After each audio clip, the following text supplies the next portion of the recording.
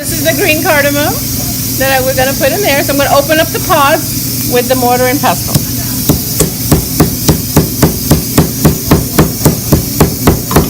So you can go in and fish out the. Some people just put the whole thing in the little blender, coffee grinder, and put everything in there. But you know, it's dessert. So we have 1 gallon of milk and 1 cup of rice. You can use any kind of rice or broken basmati rice, which is cheaper than regular basmati rice.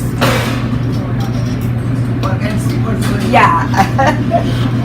She just added the slivered almonds into the kheer. Yeah. I have to add Ilachi. And now she has to add the cardamom.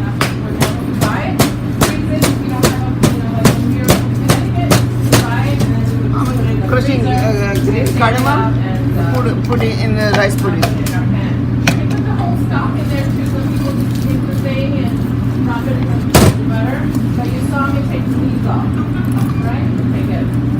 Cardamom, just the seeds I took out of the parts to give flavor, and slivered almonds, and already the sugar is there, made up of milk and rice.